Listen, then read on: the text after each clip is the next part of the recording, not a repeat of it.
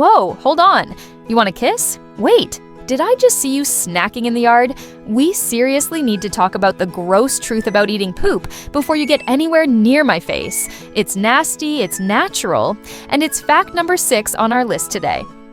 Welcome back to ChickaPaws. Today, we are decoding the weirdest secrets of your new best friend.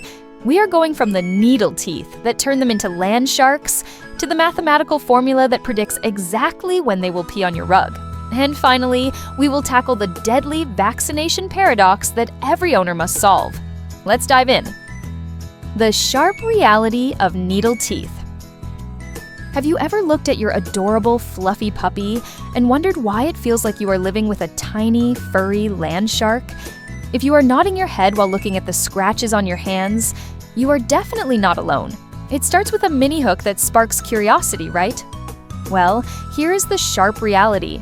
Those aren't just cute little teeth, they are 28 razor-sharp milk teeth, often called needle teeth for a very painful reason. It's a physiological fact that these teeth are designed to be sharp, and the biting frenzy you are experiencing is practically inevitable.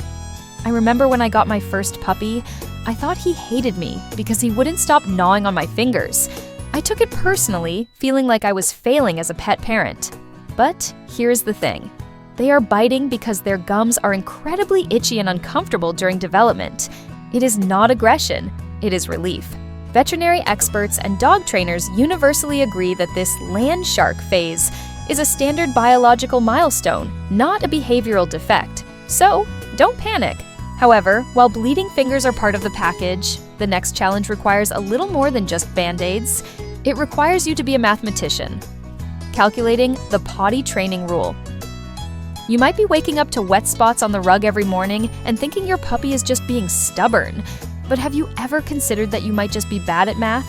Seriously, there is a biological formula that dictates your life right now, and ignoring it is why your carpet smells. It's called the month plus 1 rule. The bladder capacity of a puppy, measured in hours, is roughly equal to their age in months plus 1. For example, if your puppy is 2 months old, they can physically hold their bladder for a maximum of 3 hours. That's it.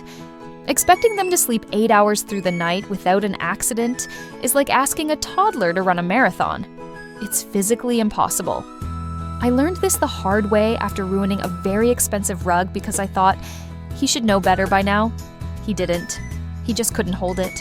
This formula is widely cited by veterinarians and is a cornerstone of effective potty training. It saves you from frustration and your puppy from unfair scolding. But while their bladders are tiny, the equipment on their face is practically military grade. The superpower of puppy noses. We humans rely on our eyes to navigate the world, but have you ever realized that your puppy is actually seeing the world through their nose? It's not just a cute button on their face, it's a biological radar. Get this.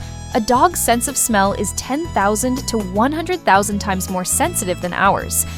To put that in perspective, if you could smell a teaspoon of sugar in your coffee, a dog could smell a teaspoon of sugar in 2 Olympic-sized swimming pools. That is a superpower. When I take my dog for a walk and he stops to sniff a blade of grass for 2 minutes, I used to get impatient. Now I realize he's reading the neighborhood news, who was here, what they ate, and how they felt. Scientific studies on canine sensory perception confirm that sniffing is their primary mode of processing information. So when you drag them away from a smell, you're basically closing the book they were reading. It changes your perspective, doesn't it? But even with this superhero-level nose, there is one thing they can't navigate alone: their emotions. In fact, they look at you in a way no other animal does. Becoming their emotional safe base. Here is a fact that might just make you cry. When a wolf or a wild animal gets scared, they run away to a hiding spot or their den. But do you know what a puppy does? They run to you. You are the only safety they know. This is a profound psychological shift in the animal kingdom. Behavioral scientists have observed that dogs are the only non-human species that seek out humans for comfort when distressed, rather than fleeing. You are literally their safe base. I remember the first time a firework went off near us. My puppy didn't bolt under the car. He jumped right behind my legs. That moment hit me hard. I wasn't just his owner, I was his safety. It's a beautiful bond, but it comes with a massive responsibility. If you push them away when they are scared, you aren't just training them, you are breaking that biological trust. And speaking of breaking trust, there is a specific window of time where one mistake can scar them for life, and most owners have no idea it exists. Understanding the critical fear period. Did you know there is a hidden trap in your puppy's timeline where a single loud noise could change their personality forever? It sounds dramatic, but it is scientifically documented. Between 8 and 10 weeks of age, puppies go through what experts call the fear period. It's a developmental stage where their brain is hypersensitive to traumatic experiences. Unlike other times, where they might bounce back, fear experienced now can imprint permanently. I once dropped a metal pan in the kitchen when my dog was 9 weeks old. For the next 3 years, he wouldn't step foot in the kitchen without shaking. It's crazy how fragile that window is.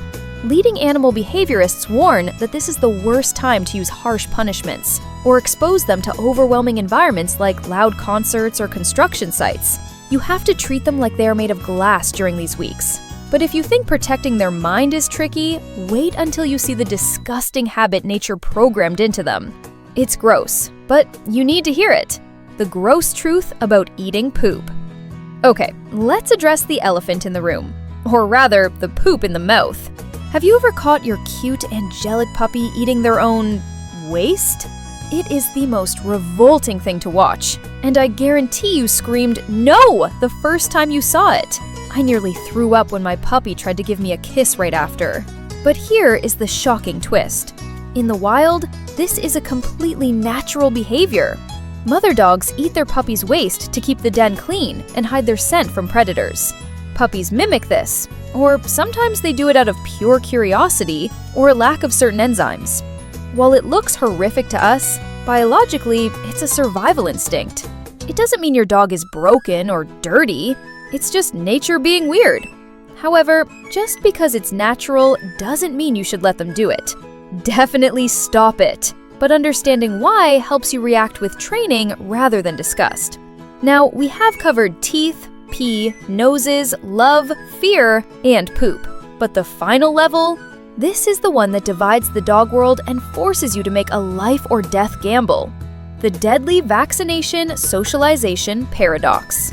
We have arrived at the ultimate dilemma, the one that keeps new puppy owners awake at night.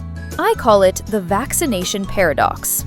On one side, your veterinarian will tell you, do not let your puppy touch the ground outside until they are fully vaccinated at 16 weeks, or they could die from parvo.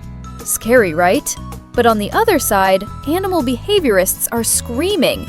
If you don't socialize your puppy outside before 16 weeks, they will develop permanent behavioral issues and fear aggression. It is a brutal contradiction. You are stuck choosing between protecting their physical health and their mental health. When I faced this, I felt paralyzed. If I keep him inside, he's safe but might bite a stranger later. If I take him out, he's social but might get sick. The truth, supported by the American Veterinary Society of Animal Behavior, is that the risk of behavioral death, dogs being euthanized for aggression, is actually higher than the risk of disease in many areas. It's a calculated risk you have to take. You can't just stay inside. You have to find a safe middle ground. It's a tough journey, but understanding these 7 levels puts you miles ahead of the pack. So, whether you are dealing with a poop eater or a biting shark, remember, understanding why they do it is the key to fixing it. If these facts saved your sanity today, hit that like button and subscribe to ChickaPaws for more survival tips. Comment "no poop" below if you've caught your dog doing the deed. See you next time!